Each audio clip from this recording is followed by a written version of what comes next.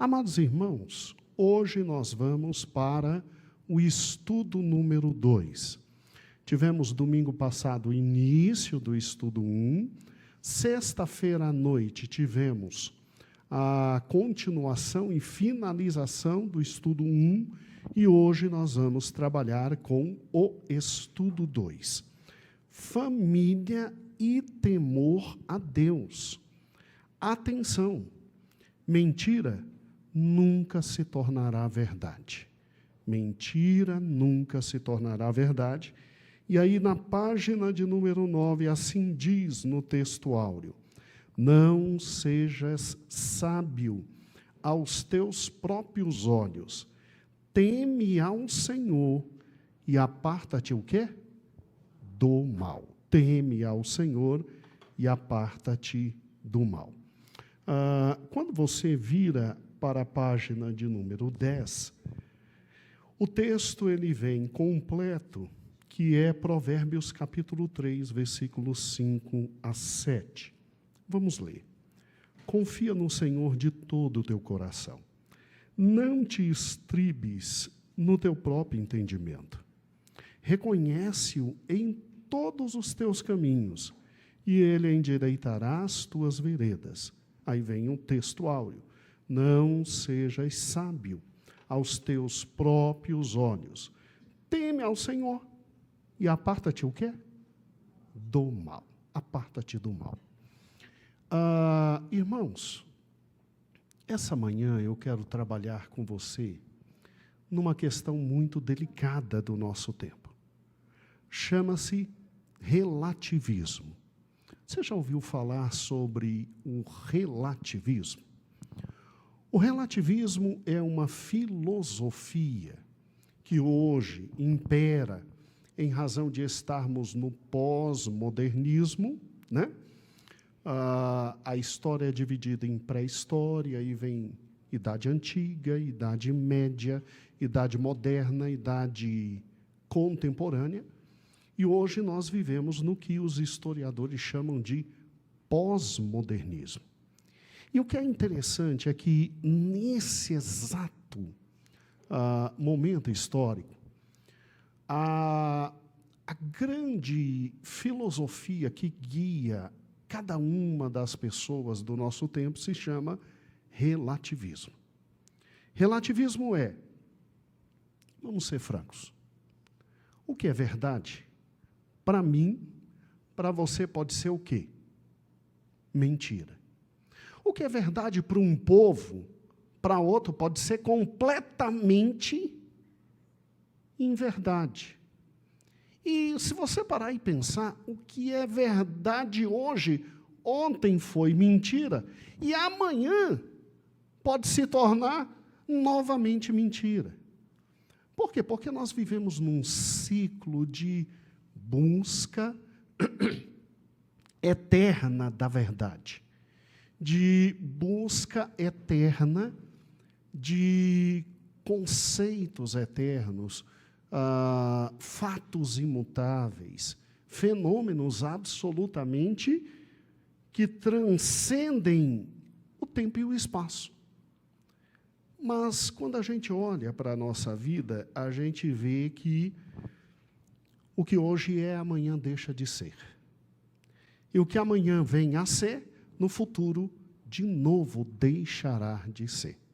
Um exemplo bem clássico disso. Vamos juntos.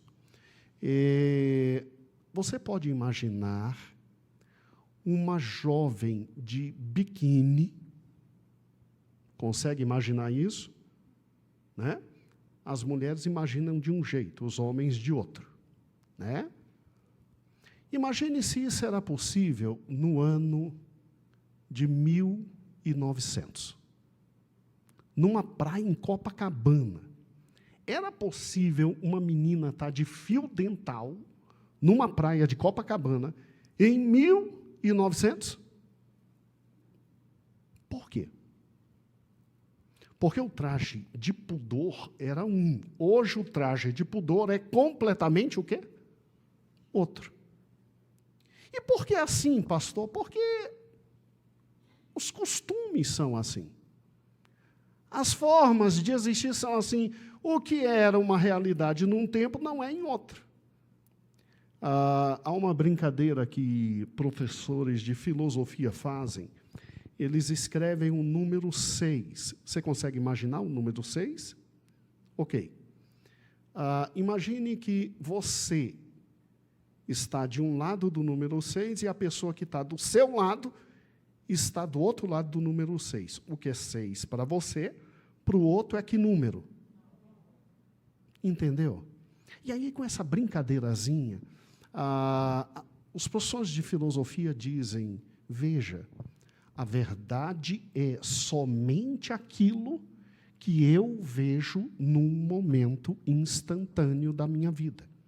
A verdade, na verdade, é um retrato no tempo e no espaço daquilo que eu contemplo. Então, por consequência, não existe verdade. O que existe é o momento vivido.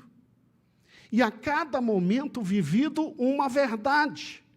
E hoje o relativismo chegou num ponto tal, absoluto, que a verdade não é nem mais o que eu vejo num ponto específico no tempo e no espaço. A verdade é aquilo que se adequa ao que eu quero e ao meu interesse. E olha que o meu interesse pode mudar de hoje para amanhã. Quer ver como eu estou falando sério? Vamos lá. Casamento em 1900 era um ato tão sério, irmãos, tão sério, que para você se divorciar, você tinha que antes passar por um processo de separação judicial. O que era separação judicial? É mais ou menos assim, quando você está namorando, você diz assim, a menina olha para o rapaz e diz, eu acho que eu quero dar um tempo. O que é dar um tempo? Meu amigo, chuta logo e vai embora. Quer dar um tempo é ela dizendo, eu não estou mais com vontade de estar com você, e eu não sei como fazer para te chutar. Isso é dar um tempo. Antigamente me perguntava, pastor, mas ela disse que está querendo me dar um tempo. Eu disse, não, ela não sabe como te chutar. Você é tão bom para ela que ela não sabe como te chutar, mas ela não quer te ver mais não, rapaz. Aí chega lá e diz, eu não te quero. E espere 2 dias. Aí 2 dias depois, porque ele disse, eu não te quero, aí ela quer de novo. Entendeu a loucura? É lógico que não tem como entender. Escute, acompanhe comigo. O que era a separação judicial entre 2 pessoas casadas? Era alguém dizendo, eu não te quero mais, eu já encontrei outro, mas não consigo me desfazer de você. Aí você tinha que ficar separado dela 2 a 3 anos para converter depois aquela separação em divórcio. E aí pegar a segunda mulher, para aí depois se desfazer, para depois pegar a terceira. Aí se desfaz, pega a quarta. Entendeu como é que é? E aí vai até morrer, até encontrar o amor perfeito. Olha como é hoje. Hoje você casa de manhã, se de tarde você já não quer mais nada, já pode ir direto no cartório e fazer o divórcio. E à noite, se o cartório estiver aberto, já dá para casar de novo. Entendeu como é que é? Entendeu como são as coisas? Por quê? Porque o próprio apóstolo Tiago diz que nos últimos dias seriam dias difíceis e que, infelizmente, os homens seriam amantes de si mesmo. E o relativismo veio para fundamentar o amor a si mesmo, acima de todas as coisas, colocando todas as coisas como verdade, na medida em que eu estou feliz com aquilo que eu chamo de verdade. Entendeu? Você pensa que na época de Cristo não era assim?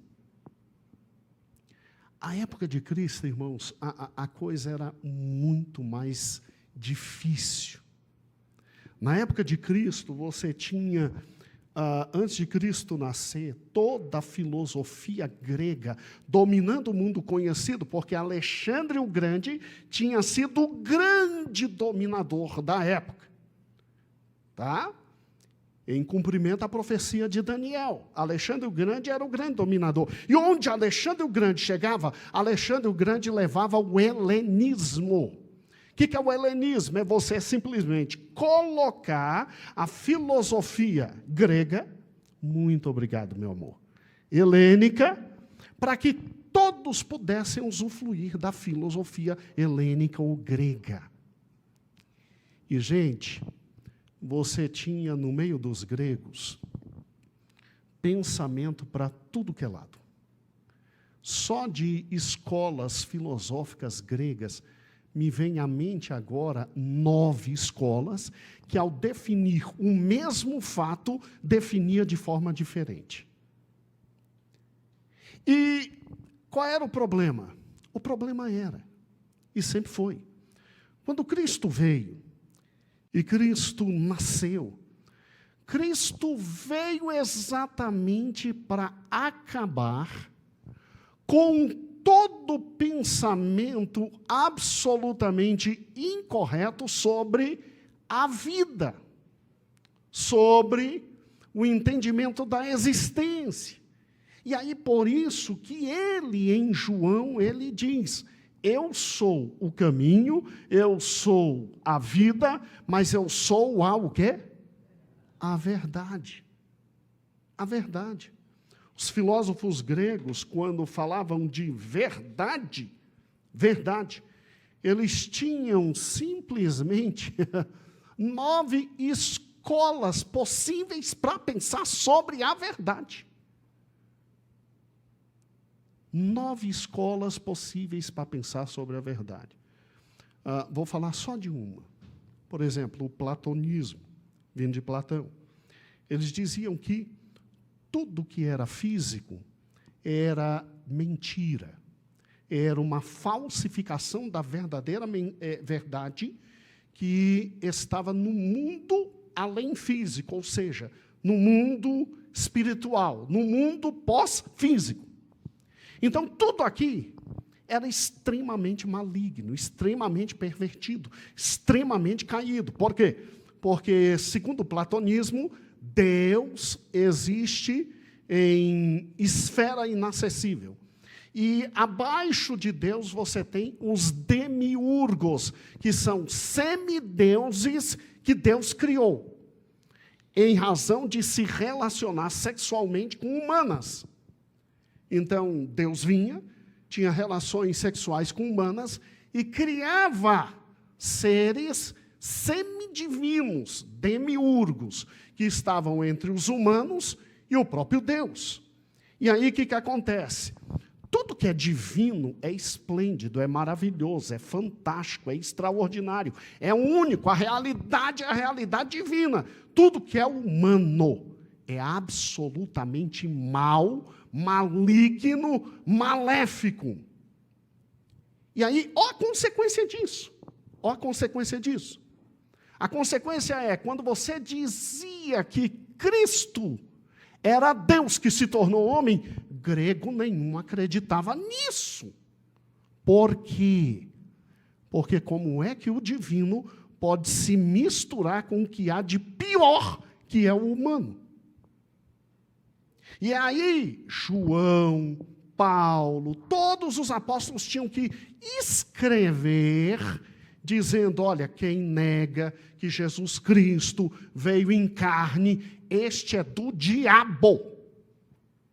Você lê direto isso. João abre o evangelho dizendo: no princípio era o verbo, e o verbo estava com Deus, e o verbo era o quê? Deus. Todas as coisas foram criadas por ele, e sem ele, nada do que foi feito se fez. Aí João fala o que grego nenhum queria ouvir, porque até aqui os gregos estavam com ele. Mas, na medida em que João diz que ele se torna carne, habita entre nós, tabernaculou entre nós, é o termo no original. E na medida em que ele diz que estava conosco, vivendo conosco, aí todo grego diz, não, isso aí eu não quero não, porque o divino não pode se misturar com o humano.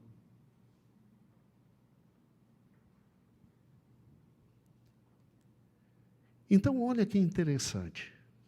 Eu peguei uma das nove posições diferentes que os gregos tinham em matéria de quê? Em matéria de conhecimento de quem é Deus e das suas verdades. Aí os gregos, obviamente, recusavam a ressurreição. Porque a ressurreição não pode existir. Como é que alguém simplesmente morre e depois um dia vai ter corpo, se todo e qualquer corpo é absolutamente imundo? Como é que pode ter corpo? Aí Paulo vem lá em 1 Coríntios capítulo 15 dizendo, irmãos, vocês que estão em Corinto, vocês amados irmãos gregos que aceitaram o Senhor Jesus, não se desespere com a morte dos outros, porque o que está no platonismo é mentira, não haverá aniquilação eterna deles, não. Fica tranquilo, eles vão ser ressuscitados. Em Tessalônica, outra cidade grega, ele inclusive diz, antes de nós sermos transformados, eles serão ressuscitados recebendo corpos.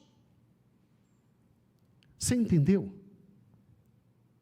O mundo vivia, quando Cristo veio, na maior loucura sobre todos os pensamentos humanos.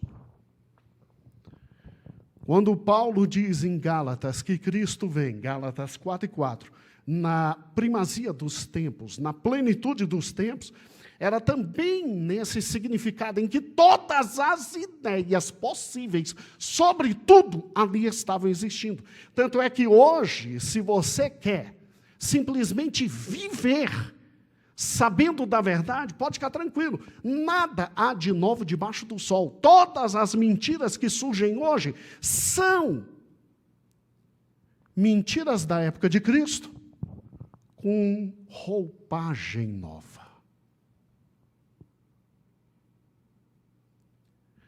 Pastor, aí Cristo vem no meio desse povo, dizendo que Ele é a verdade? Sim. Ele vem para levar o homem à verdade? Sim. Mas e o povo judeu? O povo judeu não tinha a lei de Moisés e não tinha verdade com eles? Tinha. Porque o contrário do relativismo é o temor a Deus. O temor a Deus é eu acreditar que a verdade existe e que a verdade é uma pessoa e que essa pessoa se manifestou para me trazer tudo sobre a verdade e eu viver de acordo com a verdade. Eu, quando falo isso para alguns amigos professores, eles até brincam comigo, né? Botam a mão na minha cabeça e dizem, sai dele, sai dele, sai dele, né? Eles brincam comigo, né? E eu digo, não, pode ficar, pode ficar, pode ficar. Porque é impossível, como é que a verdade pode ser uma pessoa? Como é que a verdade pode ser uma pessoa? Aí eles dizem, a verdade só pode ser uma pessoa se ela for Deus. Aí eu olho para a cara deles e digo, e o que Jesus é?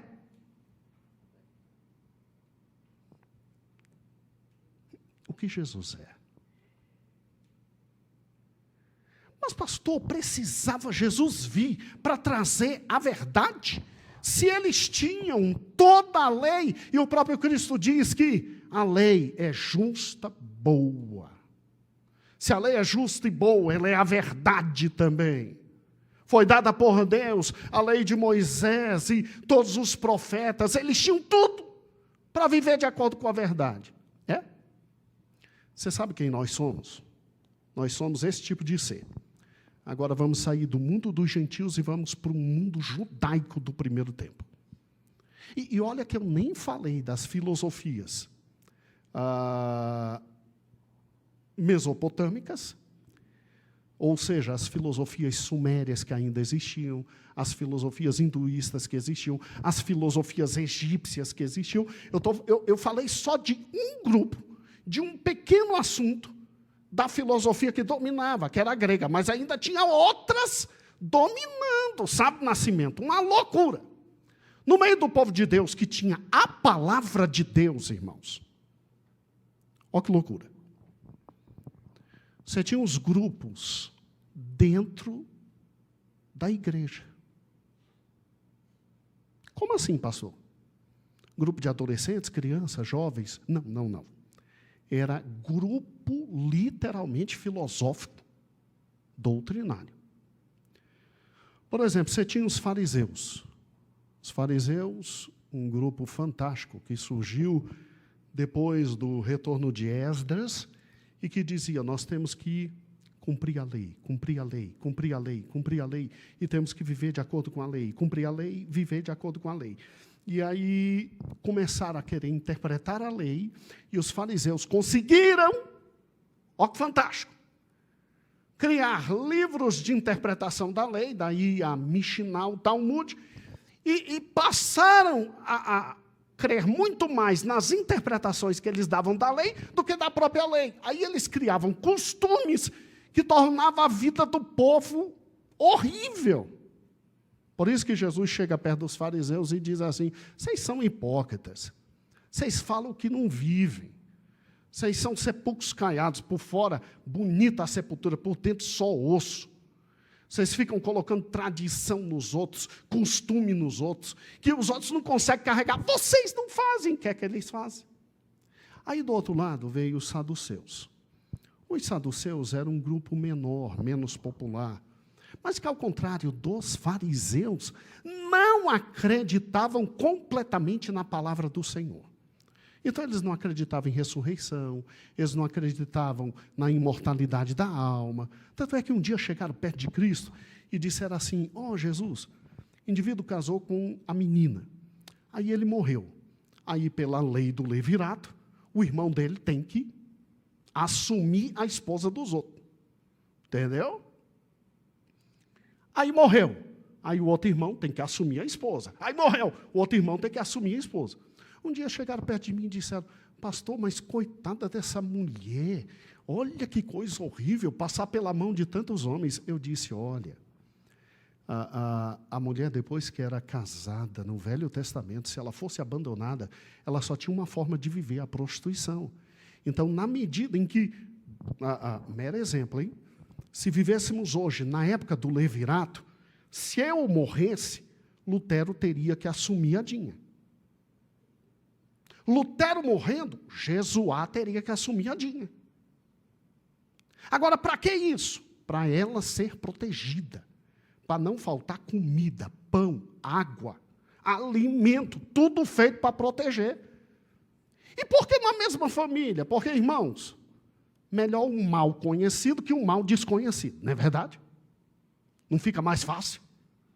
Entendeu? Já está com o teu marido, já sabe mais ou menos como é a peça rara do irmão, e etc, etc. E ficava mais fácil do pai escolher quem ia casar com você. Entendeu como é que é? Aí chegaram perto de Jesus e disseram, já que tem ressurreição, então, quando ressuscitar, quem é que vai ser o marido dessa mulher? Já que todo mundo ressuscitou, quem vai ser? Aí Jesus diz, meu amigo, mas você é muito burro. Porque você não lê as Escrituras, você não conhece o poder de Deus. Nós seremos como anjos, você não lê o Salmo, não. Lá não vai ter relação sexual. Nosso patamar de existência é maior ainda. É muito maior ainda. Então, rapidamente, fugindo do contexto, amados irmãos que estão casados, aproveitem as primícias do amor e da relação sexual. Tá? É uma das melhores coisas que Deus deixou para a gente aqui na face da terra, porque no céu teremos um corpo superior e as primícias lá serão superiores. Tá bom? Muito bem. E a sua esposa mesmo? Então, vá viver a alegria da relação sexual. Tá? Muito bem, voltando à matéria. Tá, pastor, então, peraí, mas Era a mesma Bíblia que esse povo lia? Era a mesma escritura? Era o mesmo conhecimento? Era. Como é que tem posição tão diferente? Calma. Você não ouviu os herodianos. No meio do povo de Deus tinha os herodianos, que era aquela galera que estava muito próxima do poder e tinha que se adequar completamente a Roma e pegava as escrituras e torcia de tal forma que usava o povo de Deus para servir Roma. Ainda dizia que isso era serviço a Deus. Então, não tem problema nenhum você estar aqui na sinagoga, servindo ao Senhor, e depois ir queimar incenso a César. E tinha um grupo contrário, os malucos, os xiitas, os zelotes. Quem eram os zelotes? Era aquela galera que dizia, nós temos que libertar Israel, porque quando o Messias chegar, ela está liberta. Como é que eles queriam libertar Israel? Matando todo mundo na reta. Quem não era judeu e quem era romano, vamos matar e vamos assumir o poder. Gente, é a mesma Bíblia e um povo completamente perdido. E olha que eu ainda não falei dos outros grupos. Então, peraí, pastor, quando Jesus veio, a gente estava perdido de toda forma. Estava. Todos estávamos perdidos completamente. Saía fora do judaísmo, onde tinha a palavra de Deus, ideias completamente loucas. Dentro do judaísmo, onde tinha a palavra de Deus, todo mundo interpretando de um jeito e todo mundo perdido. Eles não tinham convenção única e básica sobre tudo. Aí veio quem? Veio Jesus. E Jesus chega nessa bagunça e Jesus diz, eu sou o quê? A ver, Deus teve que descer. Tu acredita nisso? Deus teve que descer para nos trazer de forma definitiva, objetiva e fantástica a verdade. E a primeira coisa que Jesus fez não foi jogar fora todo o Velho Testamento. Ou Jesus jogou fora todo o Velho Testamento? Jesus diz, eu vim para cumprir. Ah, pastor, então peraí, deixa eu ver se eu estou entendendo. Se Jesus veio para cumprir o Velho Testamento e ele não jogou fora o Velho Testamento, então, quem conseguia, nessa loucura toda, pelo menos viver à luz do que era ensinado na lei de Moisés, era um homem que temia a Deus? Era. Não, pastor, não vem com onda, não. Com todos esses grupos loucos e malucos, não tinha condições de uma pessoa, na época de Cristo, ser temente a Deus. Ah, é? Então, você se esqueceu do que a Bíblia fala sobre Zacarias e Isabel. Isabel, prima de Maria, e Zacarias, seu esposo. A Bíblia diz em Lucas que Zacarias e Isabel eram justos. Para alguém ser considerado justo, pensa comigo, para alguém ser considerado justo, é porque mesmo nessa loucura inteira de todos esses partidos, tentava, da melhor forma possível, servir a Deus à luz da palavra de Deus que tinha. E não tinha somente eles como justos. Deus sempre teve no Velho Testamento justos, que era gente que tinha e lutava por viver a palavra de Deus. Agora vamos juntos. Quando Cristo veio, Cristo pega e diz, eu vim cumprir a lei. Mas Cristo diz, eu vim trazer uma nova o quê? Aliança. Porque a lei era antiga o quê? E ele veio trazer a nova o quê? Então, a antiga aliança, a lei, durou até Cristo. Os profetas duraram até João. E aí Cristo veio trazer uma nova aliança. Então, temer a Deus, que é o contrário do relativismo, é o que hoje? Se temer a Deus no Velho Testamento era tentar ao máximo seguir aquilo que estava na lei de Moisés, hoje temer a Deus é o quê? Seguir o que está dito por Cristo. Daí porque depois que Jesus morre, o Espírito Santo leva os seus discípulos, chamados apóstolos, a escrever sobre a vida dele. Daí Mateus, Marcos, Lucas e o quê? João. Como é que eu tenho a Deus? Se eu abro a palavra de Deus no Novo Testamento, se eu leio e eu guardo e eu procuro viver à altura do que ali está, eu estou temendo a Deus. Eu estou temendo a Deus. Pastor, e as cartas? As cartas são explicação do que está onde? No Evangelho. E Apocalipse? Apocalipse é a revelação de Jesus Cristo das coisas que ainda vão vir. Pastor, então eu estou lascado. Tá, por que você está arrebentado? Porque se eu me lembro, Jesus quando veio, cumpriu a lei e trouxe a nova lei, ele botou para quebrar. Como assim? Vamos lá? Na antiga lei, no Velho Testamento, o que era adultério? É você deitar com a mulher que não é sua, com a mulher do outro. Isso é adultério. Quando Cristo vem no Novo Testamento, o que é adultério? Adultério é só olhar e dizer, ai, Jesus, por que não é minha? Eu queria tanto. E você tem da sua. Pastor, se no Velho Testamento já era difícil encontrar um justo, hoje no Novo Testamento acabou, porque o nível aprofundou. Tá, mas presta atenção num detalhe. Escute. O Velho Testamento não tem o que nós temos hoje.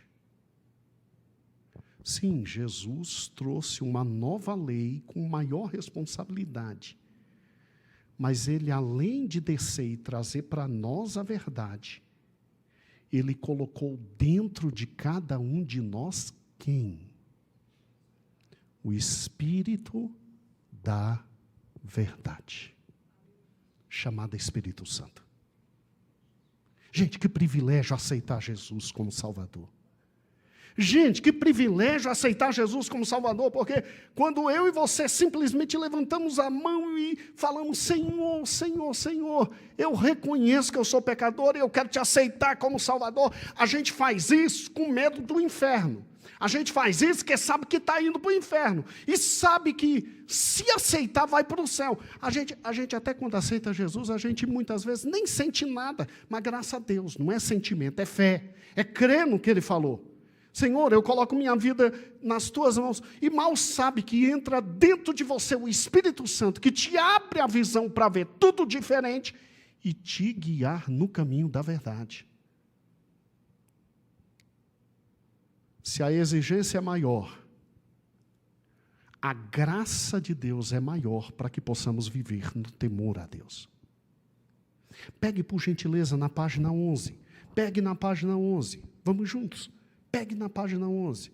Olha que interessante.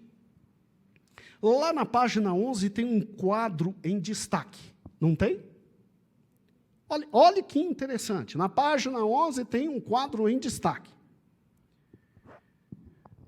O relativismo existe desde que o homem surgiu, porque o primeiro ser que trouxe o relativismo foi o diabo negando a palavra de Deus, dizendo, pode comer o fruto que vocês não vão morrer.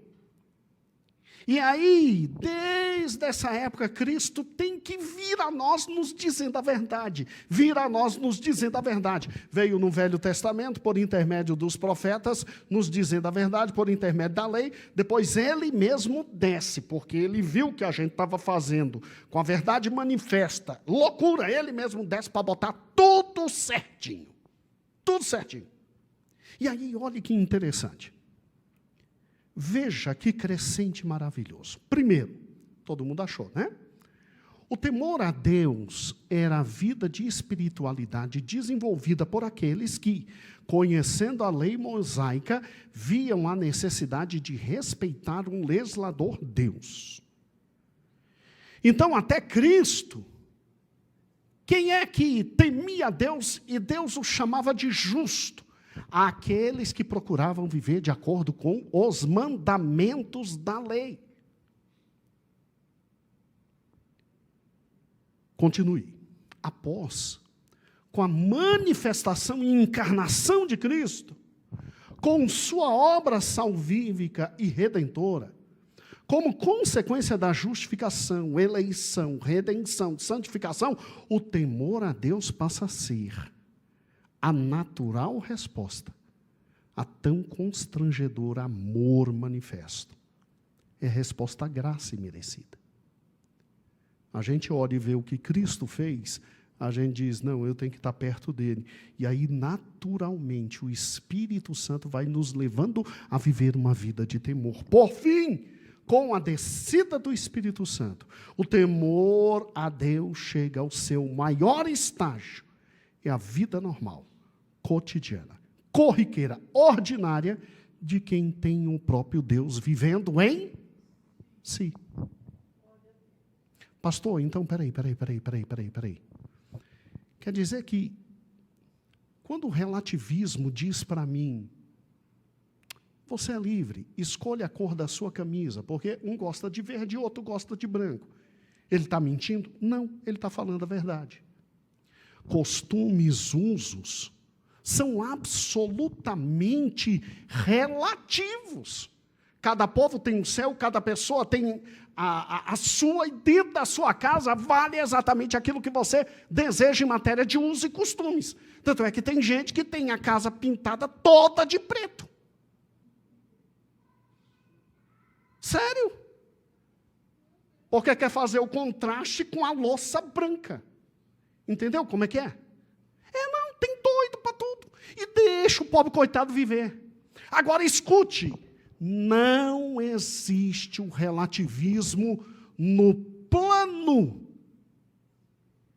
das coisas que são essencialmente verdadeiras. Verdade é verdade. Não tem essa história de cada um tem a sua verdade, porque verdade é verdade, mentira é mentira, e o que é verdade nunca deixará de ser verdade, o que é mentira nunca deixará de ser mentira.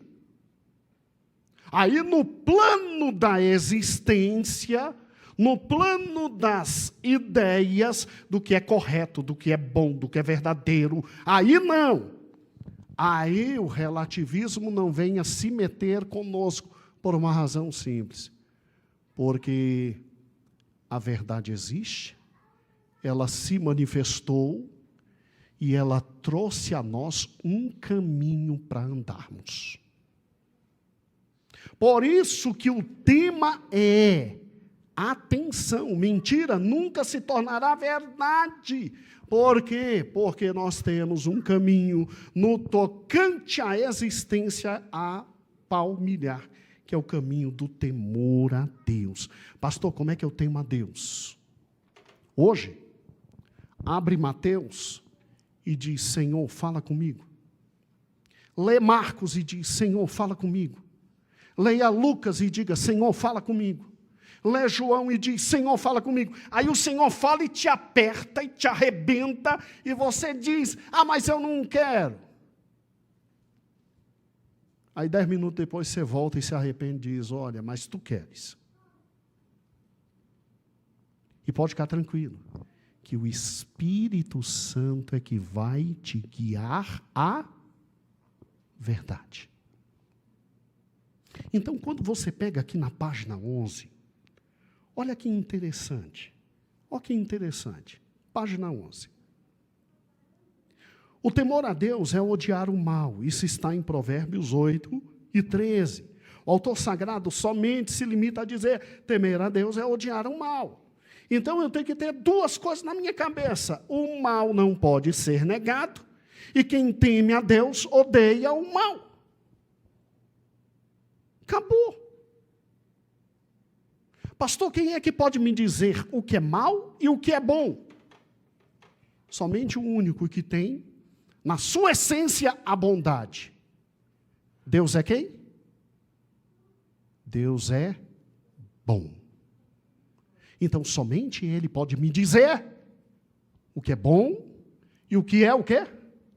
Na medida em que na palavra dele, Jesus desce e me diz o que é mal e o que é bom, eu não quero nem saber o que eu penso em matéria de maldade e bom. Seguirei cegamente ao que ele diz, o que é bom e o que é mal.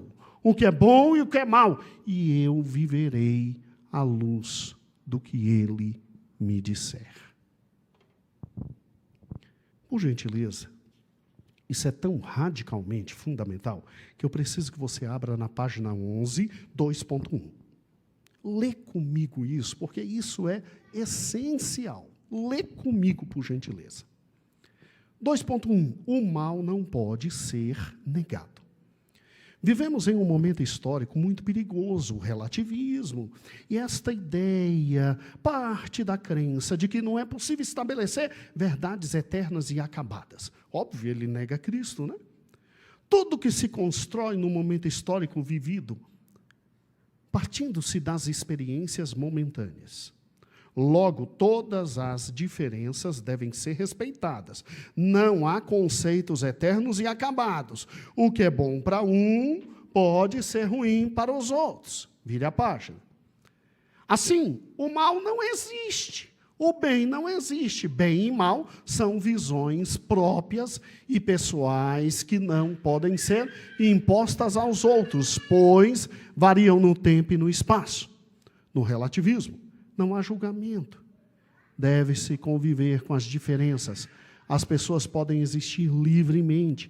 Não há bem ou mal. Não há padrão cultural. Sublinhe isso aí. O pai do relativismo é Satanás. No jardim do Éden, ao pôr em dúvida as palavras de Deus, a antiga serpente induziu a mulher a não temer a palavra morte. Esta foi negada, certamente não morrereis. Muito interessante o que o diabo dialoga com a mulher, mas trata no plural, não morrereis. Por que será? Porque Adão estava do lado ouvindo tudo. Tá? Vamos juntos. Ele desejava a queda do casal. Negada a palavra de Deus, Satanás traz o desejo pelo conhecimento que enaltece. Como Deus, vocês serão conhecedores do bem e do mal. O resultado é o quê? Pecado. E o seu salário o quê? A morte. Olhe para mim. A gente, no primeiro casal, quis saber o que é bem e mal por nós mesmos. Quer uma dica? Não confie em você. Não te estribes nos seus próprios caminhos. Teme ao Senhor.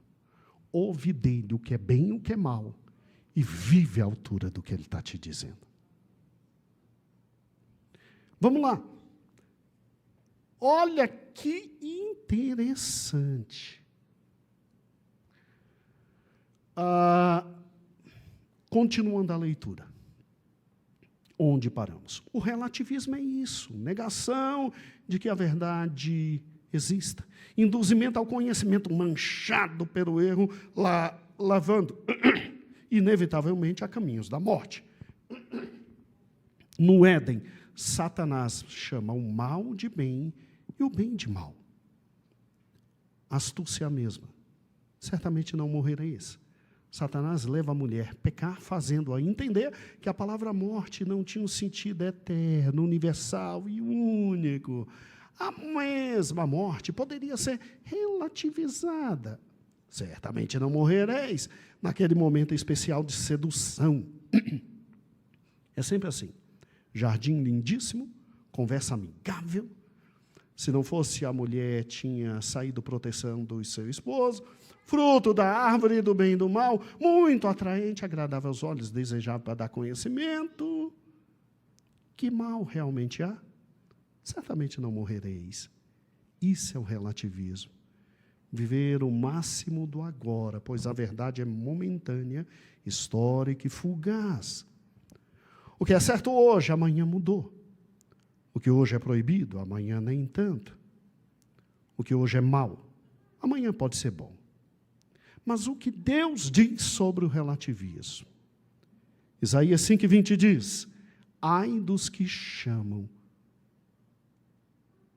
bem, ai dos que chamam ao mal bem e do bem mal, que fazem da escuridade luz e da luz escuridade, fazem do amargo doce e do doce amargo. Para Deus, bem é bem, para Deus, mal é mal. Deus não chama o amargo de doce. Para Deus, luz é luz e não pode ser escuridão. Acabou. E como no Velho Testamento a noção de mal e de bom não estava tão clara, desce Jesus e de forma definitiva nos ensina tudo sobre a vida e a vida eterna. Tudo, absolutamente tudo. Gente, a gente está na leitura bíblica diária, né? Olha que lindo. Terminamos Gênesis. Hoje começa Êxodo. Mas se você puder ler de 10 a 20 vezes Mateus, Marcos, Lucas e João, até decorar. Gente, vamos tentar fazer isso, vamos tentar decorar Mateus, Marcos, Lucas e João antes de Jesus voltar. Eita, pastor, mas se ele voltar ontem, a gente morreu tentando. Se ele voltar amanhã, a gente morreu tentando. Vamos tentar decorar, é sério. Vamos botar Mateus, Marcos, Lucas e João aqui dentro. Sabe por quê? Ouça isso. Existe alguém chamado Espírito Santo, que veio para nós quando Jesus subiu.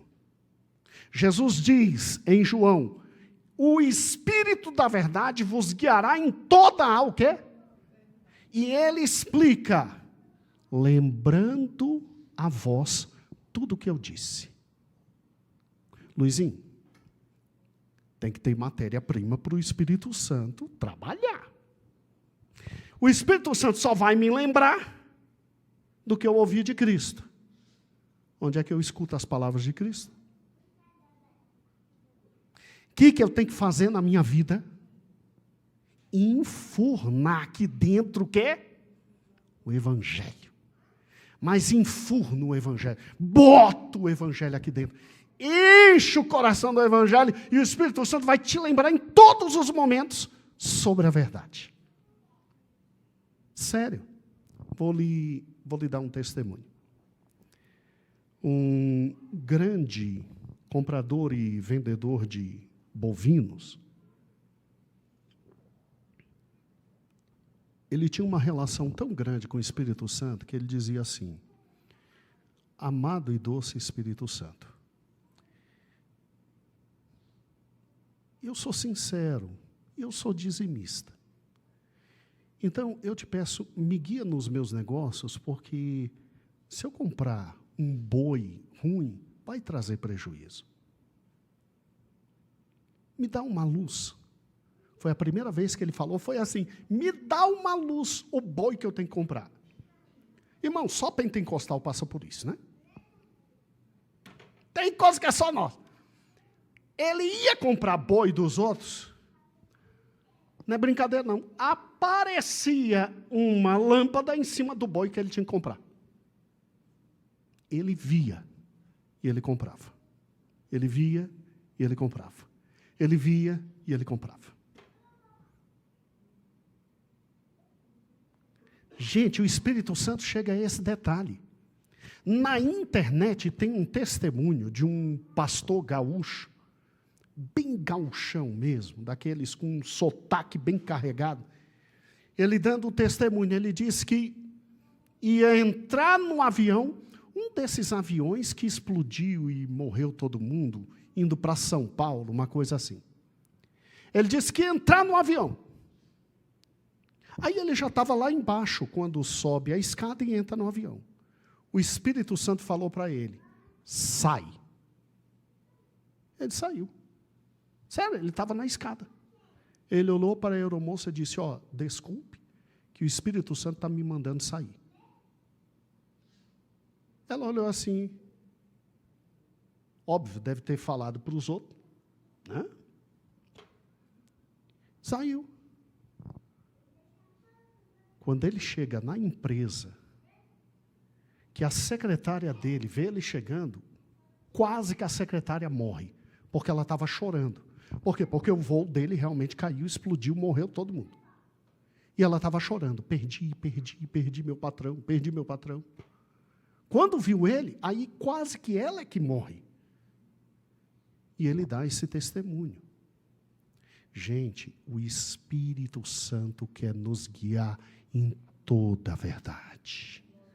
Nas verdades eternas, como criar filhos, como trabalhar, como fazer.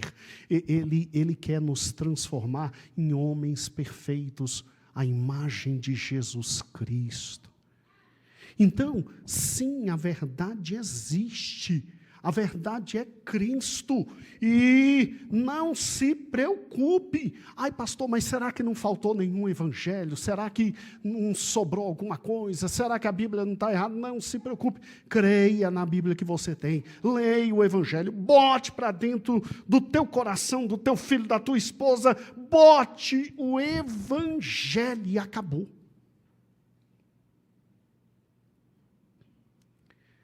Eu conversei um dia com meu avô, todo mundo conheceu, acho que quem não conheceu o vovô Orlando, meu Deus do céu, ele falando, as pregações do vovô Orlando, que coisa preciosa, né?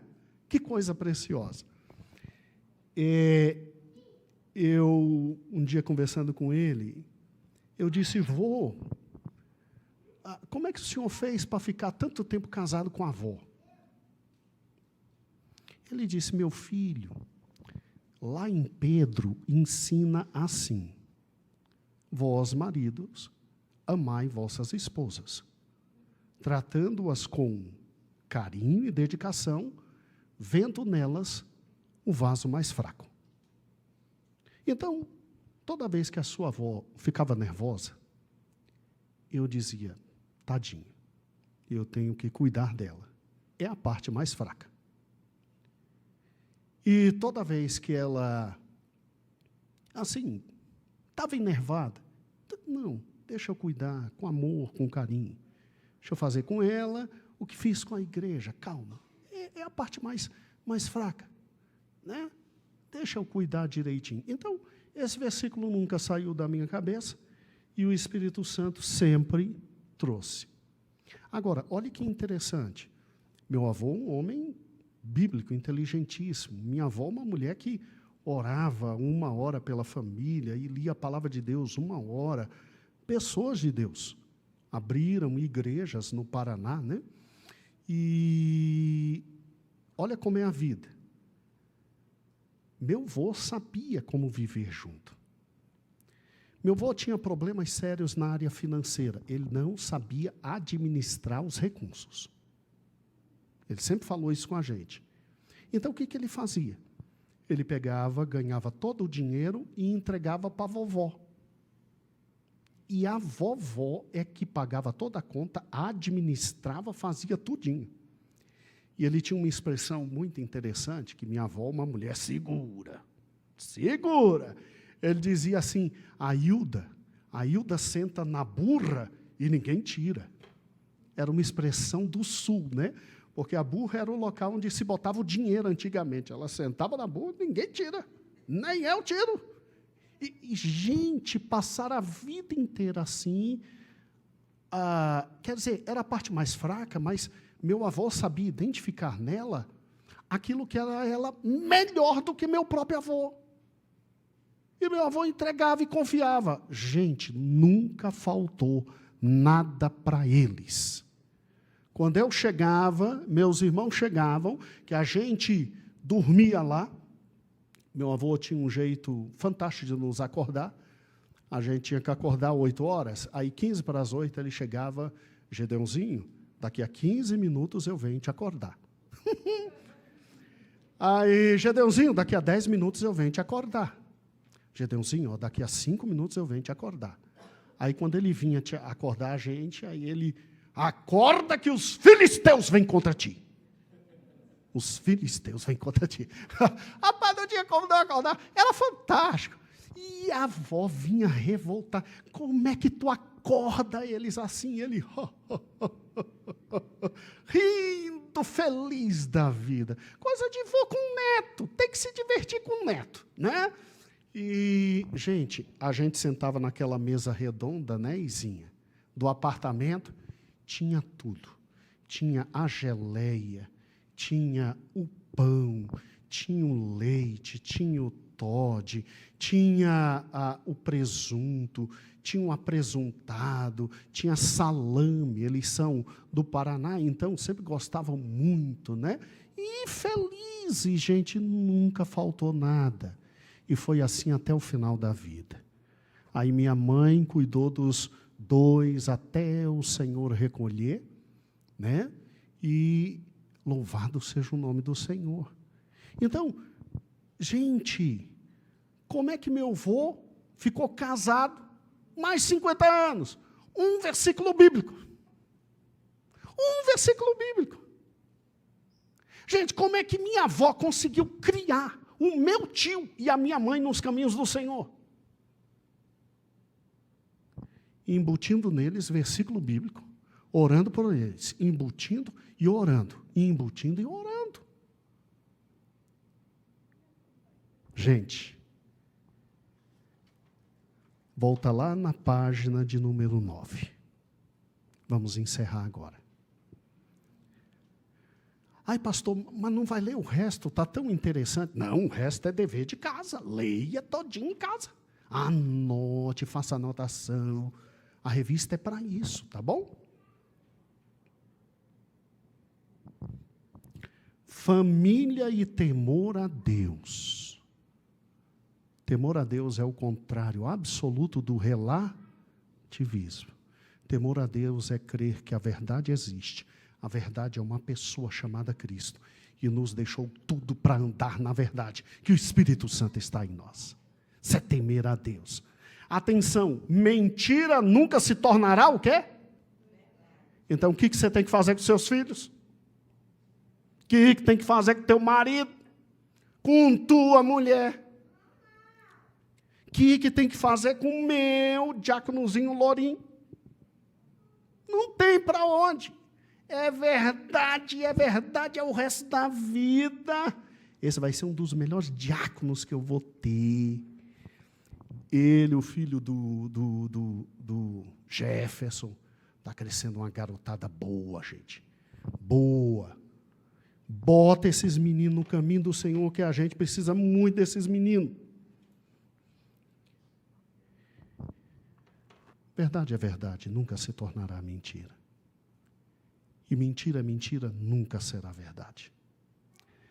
Agora vamos para a página 15, para o apertão final. Aquele aperto gostoso no coração. O aperto final.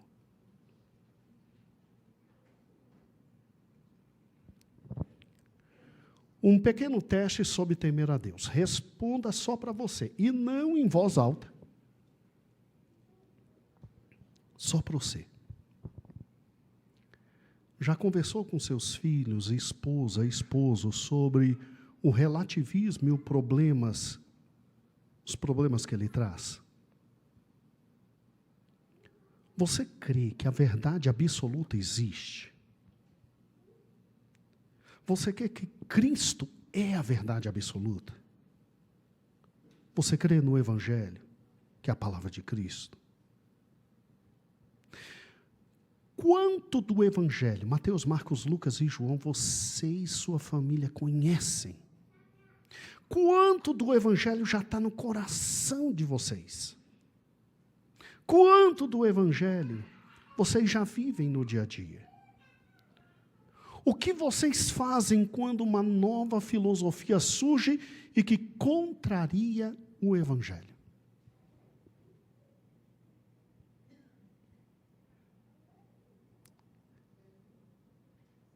Irmãos, família e o temor a Deus. Mentira nunca se tornará verdade. E na minha e na sua casa, nós viveremos a verdade. Em nome do Senhor Jesus.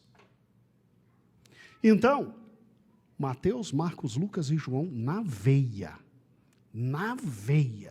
24 horas por dia, até entrar, e aí você vai ver como tudo fica simples, como o Velho Testamento fica simples, como as cartas ficam simples, e que Deus maravilhoso é esse que nos trouxe a verdade. Senhor Jesus, muito obrigado.